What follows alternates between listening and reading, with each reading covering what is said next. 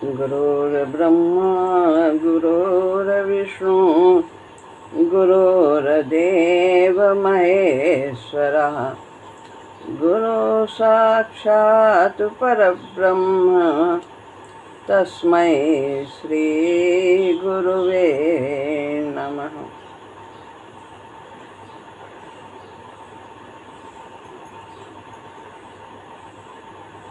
श्रीमद् भगवद गीता अध्याय 10 श्लोक है 7वां।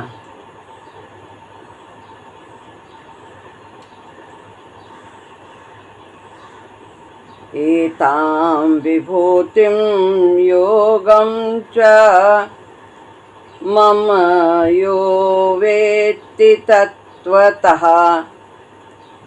सोऽविकम्पेन योगेन युज्यते नात्र संशयः।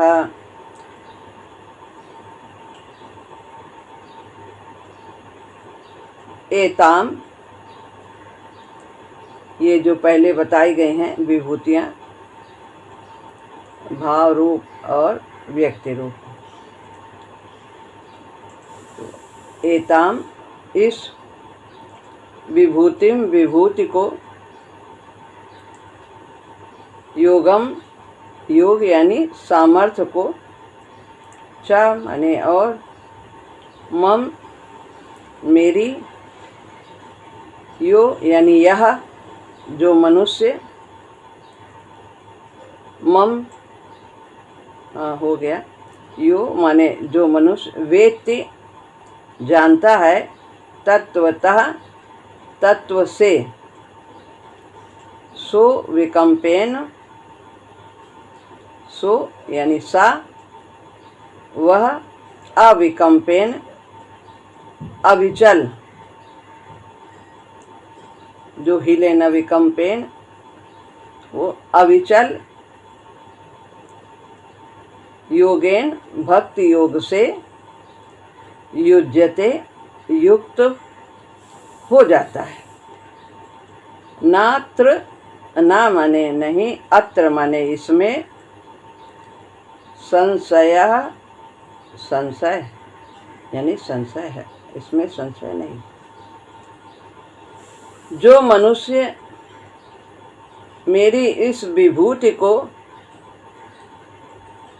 और योग सामर्थ्य को तत्व से जानता है, अर्थात दृढ़ता पूर्वक संदेह रहित स्वीकार कर लेता है, वह अविचल भक्ति योग से युक्त हो जाता है। इसमें कुछ संशय नहीं है।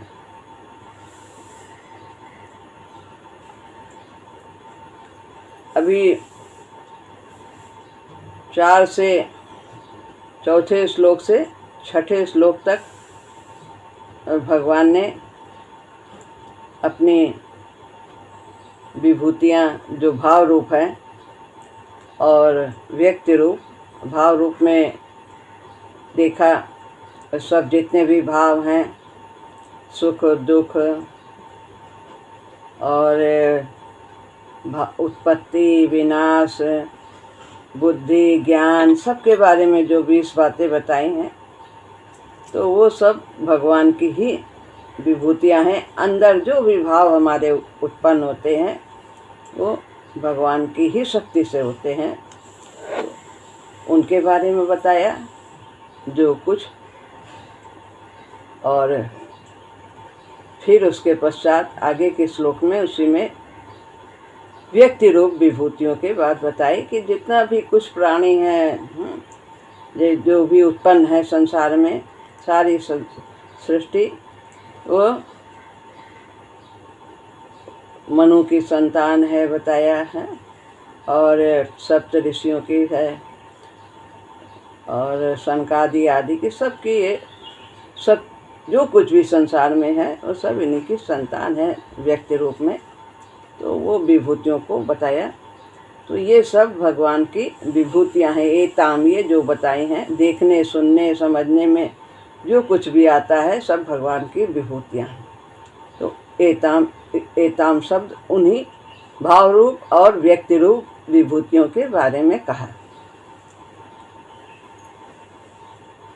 यहाँ पर उनको तत्व से जानने की बात करते हैं। जो इन विभूतियों को तत्व से जानता है, यानी ये जानता है कि जो कुछ भी है वो सब भगवान का ही रूप है, भगवान की ही शक्ति है, उन्हीं का सामर्थ्य है और उसी से ये सब प्रकट हुआ है।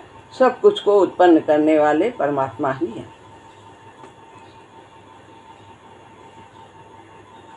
विभूति नाम दो बातें कहीं, विभूति को और योग को।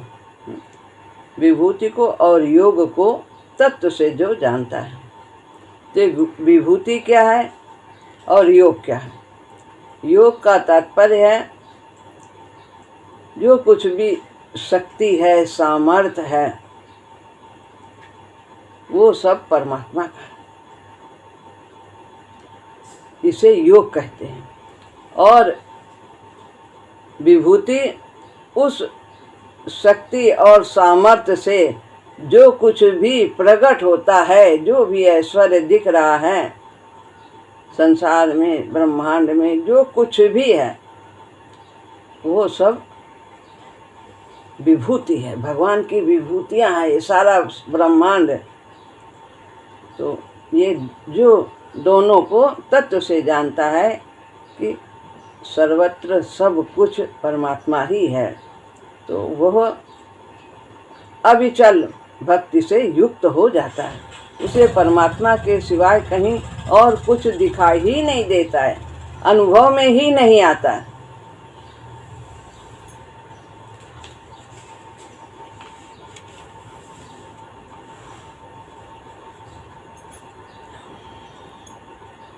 तो जैसा कि बताया कि चौथे से छठे श्लोक तक कही हुई भाव और व्यक्ति के रूप में जितनी भी विभूतियां हैं, वे तो भगवान के सामर्थ्य से, प्रभाव से प्रकट हुई विशेषताएं हैं।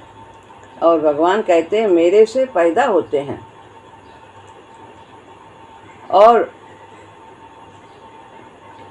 9वें अध्याय में भी कहा है 5वें श्लोक में कि पश्य में योगमैश्वरम, देख मेरे योग ऐश्वर्य को देख, योग को भी देख, ऐश्वर्य को भी देख, अर्जुन को बताते हैं। यानी मेरी शक्ति को भी देख, सामर्थ्य को भी देख और मेरी विभूतियों को भी देख। आगे सब अध्याय में 11वें में भी भगवान दिखाते हैं, तो अपनी विभूतियों के बारे में बताते हैं। तो विशेष रूप से अपने सामर्थ्य का कथन भगवान यहाँ करते हैं। यो वेति तत्वतः, यानी जो जानता है तत्व से, किसको, सामर्थ्य को यानी योग को और विभूति यानी ऐश्वर्य को। तो विभूति और योग को तत्व से जानने का तात्पर्य है कि संसार में कारण रूप से जो कुछ भी प्रभाव सामर्थ्य है, उससे कार्य रूप में प्रकट होने वाली जितनी विशेषताएं हैं, कारण से ही कार्य होता है। सोना है तभी गहना बनेगा, तो सोना है कारण और गहने जो अनेक तरह के बनते हैं वो कार्य हैं। ऐसे ही कारण परमात्मा है, उनकी शक्ति है, सामर्थ्य है, और उस शक्ति और सामर्थ्य से जो कुछ भी व्यक्ति, वस्तु, प्राणी और जो कुछ भी दिखता है वो सब, और प्राणियों के अंतःकरण के भाव भी बताया, व्यक्ति रूप विभूति और भाव रूप विभूति। जो कुछ भी दिखता है और उनके अंदर जो भाव हैं वो सब जितने भी हैं वो सब भगवान की विभूतियाँ हैं। प्राणियों के अंतःकरण में प्रकट होने वाले जितने भाव हैं और प्रभावशाली व्यक्तियों में जो ज्ञान की दृष्टि से, विवेक की दृष्टि से, संसार की उत्पत्ति और संचालन की दृष्टि से जो कुछ भी विलक्षणता, विशेषता दिखती है, वो सारी विशेषता, ऐश्वर्य, वो सब भगवान से ही है। यद यद विभूति मद सत्व, श्रीमधुर्जित मेवा तत्तदेवावगच्छ त्वं मम तेजोंस संभवम। मेरे ही तेज के अंश से उसको उत्पन्न है, यही जानो। जो कुछ भी ऐश्वर्य, सौंदर्य, शक्ति दिखती है, सब कुछ भगवान से ही उत्पन्न है।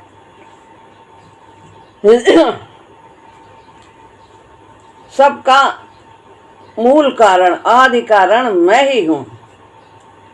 इस प्रकार जो मुझे समझ लेता है, वो तत्व से ठीक जान लेता है, तो फिर उसका भाव किसी व्यक्ति पर कोई विशेषता यदि दिखती है तो उसमें नहीं जाता। वो उस विशेषता जो दिख रही है उसमें वो परमात्मा को देखता है कि प्रभु की कृपा से ऐसा है, प्रभु ने कितना सुंदर बनाया है, ये प्रभु की रचना है, प्रभु का गुण है, उनकी कृपा से ऐसा हुआ।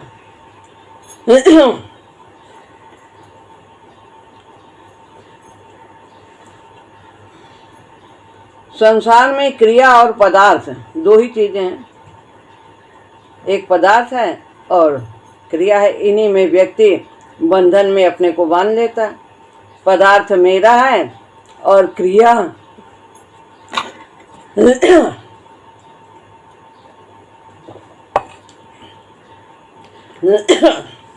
और क्रिया जो है वो मेरे द्वारा हो रही है, मेरा है और मेरे द्वारा हो रही, इसी में बंधन में बन जाता। सब कुछ परमात्मा का है और परमात्मा ही करने वाला। तो इनमें जो कुछ भी विशेषता दिखती है वो स्थायी रूप से व्यापक परमात्मा की ही है। सो विकम्पेन योगेन युज्यते। जब ऐसा भाव हो जाता है कि सब परमात्मा की विशेषता है, तो भगवान कहते हैं उसके मेरे में दृढ़ भक्ति हो जाती है।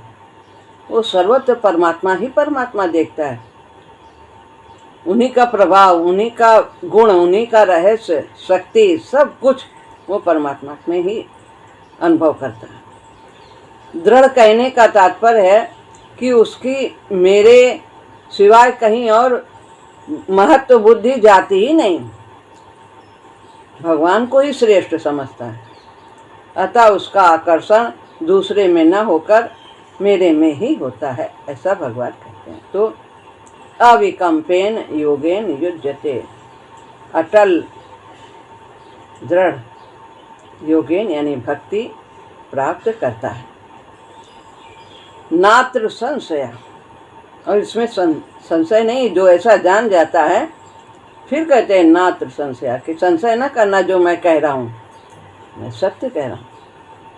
संशय प्राणी का स्वभाव है, तो इसमें कोई संदेह की बात नहीं है। ऐसा कहने का तात्पर्य है कि अगर उसको कहीं भी किंचित मात्र भी संदेह होता है तो उसने मेरे तत्व को भली भांति अभी जाना नहीं।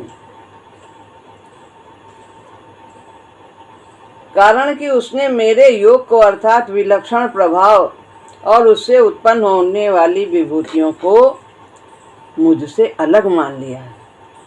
तो भगवान से अलग नहीं है, ना परा अलग है ना अपरा अलग है, सब कुछ भगवान से ही उत्पन्न है। यहाँ तक कि ब्रह्मा जी को भगवान ने उत्पन्न किया और फिर ब्रह्मा जी के द्वारा फिर सब ये पुत्र हुए उनके। तो दो प्रकार की संतानें बताएं, बिंदुज जो बिंदु से उत्पन्न होते हैं और नादज जो नाद से, आवाज़ से, शब्द से जो शिष्य परंपरा है। तो वो इस तरह सारी सृष्टि का निर्माण होता है।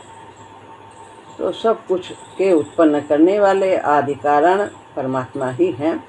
तो ऐसा जानने पर संशय नहीं रहना चाहिए और भगवान की अटल भक्ति को प्राप्त करना चाहिए। जब ये संशय नहीं होगा तो अटल भक्ति प्राप्त होगी, एक वृत्ति बन जाएगी, परमात्मा के सिवाय कहीं वृत्ति और जाएगी ही नहीं। अविकम्प योग कहने का तात्पर्य है कि वो भक्ति योग खुद भी नहीं हिलता है और उसको कोई हिला भी नहीं सकता, कोई उसको समाप्त नहीं कर सकता। ऐसी दृढ़ भक्ति उसके अंदर आ जाती है। कोई भी परिस्थिति, कोई भी कारण नहीं है कि उसकी भक्ति को हिला सके, हटा सके, कम कर सके, क्योंकि इसमें एक भगवान के सिवाय दूसरी कोई वस्तु है ही नहीं संसार में। अब हम आगे का दूसरा श्लोक लेते हैं, 8वां। अहम सर्वस्य प्रभवो मत्तः सर्वं प्रवर्तते इति मत्वा भजन्ते मां बुधा भाव समन्वितः।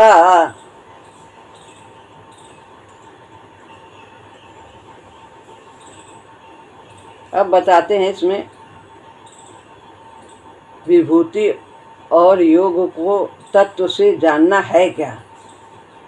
पहले बताया कि जो तत्व से जान लेता है वो मेरी अटल भक्ति प्राप्त करता है, और ये जानना है क्या, इसमें ये बताते हैं। अहम, मैं, सर्वस्व, संसार मात्र का, प्रभवो यानी प्रभवा, प्रभव यानी मूल कारण हूँ, मत्तः मुझसे ही, सर्वम सारा संसार, प्रवृत्त हो रहा है, प्रवर्तते यानी प्रवृत्त हो रहा है, यानी क्रिया कर रहा है।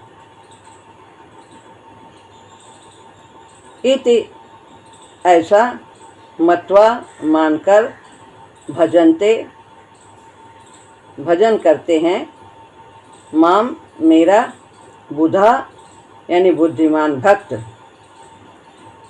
भाव समन्विता यानी मुझ में ही भाव रखते हुए, श्रद्धा रखते हुए, प्रेम रखते हुए।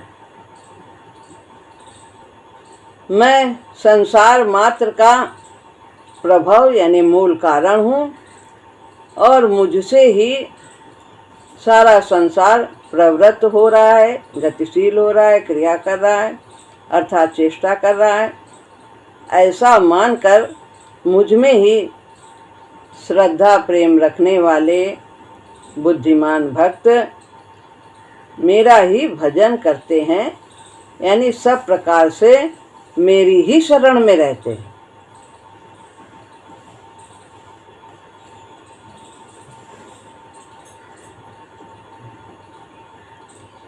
मत्ता सर्व प्रवर्तते में मत्ता भगवान का योग यानी प्रभाव, सब कुछ मेरे ही द्वारा चेष्टा हो रही है, और मैं ही सभी संसार को उत्पन्न करता हूँ, और मेरे द्वारा ही चेष्टा हो रही। यहाँ ये बताते हैं 7वें, 8वें और 9वें अध्याय में जो कुछ भी कहा है वो सब का सब इस श्लोक के पूर्वार्ध में आ गया है। ये जो अभी 8वां हम पढ़ रहे हैं, इसके पहले 4, 5, 6, 7 सब बता दिया है भगवान ने कि भाव रूप, और फिर वही बात हो रही है कि भाव रूप और व्यक्ति रूप जितनी भी विभूतियाँ, जो कुछ भी देखने, सुनने, समझने में आता है, सब मेरे सिवाय और कुछ है ही नहीं। अहम सर्वस्व प्रभवा, मानस, नादज, बिंदुज, उद्भिज, जरायुज, अंडज, स्वेदज, जड़ चेतन, स्थावर, जंगम, यावन मात्र जितने भी प्राणी हैं आप सब जानते हैं। मानस मन से उत्पन्न होते हैं, ब्रह्मा जी भगवान के मानस पुत्र हैं। नादज जो शिष्य परंपरा से, बिंदु जो स्त्री पुरुष के संयोग से होते हैं बिंदु से, और उद्भिज जो मट्टी से उत्पन्न होते हैं, और जरायुज जो जेल से उत्पन्न होते हैं, गर्भ से उत्पन्न होते हैं, अंडज जो अंडे से उत्पन्न होते हैं, स्वेदज जो पसीने से होते हैं, जुआ आदि। तो अर्थात जड़ चेतन जितना भी जड़ है, पेड़ पौधे हैं, चेतन जो प्राणी हैं चलते फिरते, स्थावर जंगम स्थिर रहने वाले पेड़ पौधे, और जंगम चलने वाले, जितने भी प्राणी हैं उन सब की उत्पत्ति के मूल में परम पिता परमेश्वर के रूप में मैं ही हूँ। मैं ही सबका पिता हूँ। मैं ही अपना अंश दे करके सबको उत्पन्न करता हूँ। यहाँ प्रभुआ का तात्पर्य है मैं सबका अभिन्न निमित्तोपादान कारण हूँ। निमित्त मैं ही निमित्त हूँ सबको उत्पन्न करने का। तो मैं ही स्वयं ही सृष्टि रूप से प्रकट हुआ हूँ। ये भगवान का अवतार है। जो संसार है ये भगवान का प्रथम अवतार है। तो इसीलिए सिया राम में सब जग जाने और करहु प्रणाम जोर जुग पाने। मत्तः सर्वं प्रवर्तते प्रवर्तते, सब कुछ मेरे ही द्वारा चेष्टा हो रही है। क्यों? क्योंकि सब में सत्ता किसकी है, स्फूर्ति किसकी है, शक्ति किसकी है? परमात्मा की शक्ति है आत्मा के रूप में। सब में आत्मा विद्यमान है। छोटे से कण में भी आत्मा है और वो भी विकास को प्राप्त होते हुए एक समय पूर्णत्व को प्राप्त करेगा, विभिन्न स्तरों से गुजरते हुए। तो संसार में उत्पत्ति, स्थिति, प्रलय, पालन, संरक्षण आदि जितनी भी चेष्टाएं हो रही हैं, जितने भी कार्य हो रहे हैं, जो कुछ भी परिवर्तन हो रहा है, जीना मरना, स्थितियां, सृष्टि स्थिति और लय, मूल में उनको सत्ता स्फूर्ति आदि जो कुछ भी मिलता है वो सब मुझसे ही मिलता है।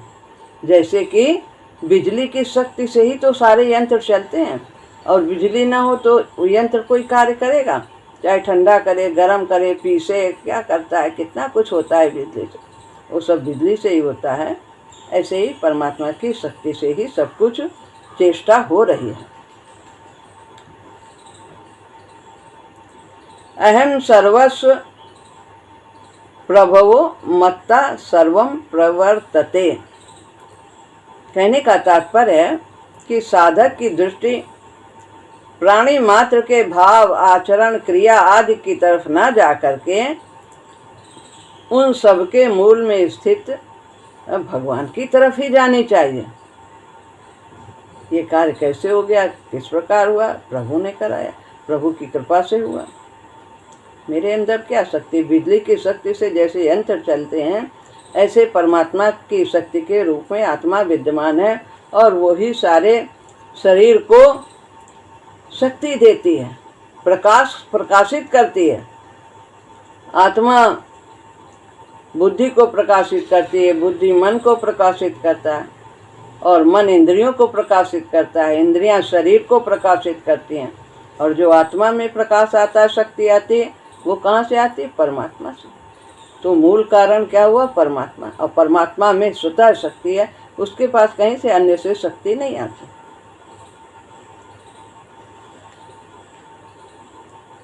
कार्य, कारण, भाव, क्रिया, वस्तु, पदार्थ, व्यक्ति आदि के मूल में जो भी तत्व है उसकी तरफ ही भक्तों की दृष्टि रहनी चाहिए। सब जो कुछ भी कारण है, कहाँ से? कारण, मुख्य कारण परमात्मा है और कार्य जो हो रहा है उस कारण से वो भी परमात्मा से ही हो रहा है। भाव, सब कुछ जैसा पीछे बताया है वो सबके मूल में परमात्मा ही है।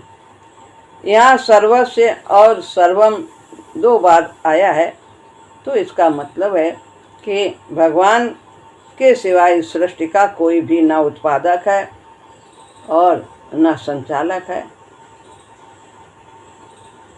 सब कुछ वही करते हैं, उत्पन्न भी करते हैं और पालन भी करते हैं।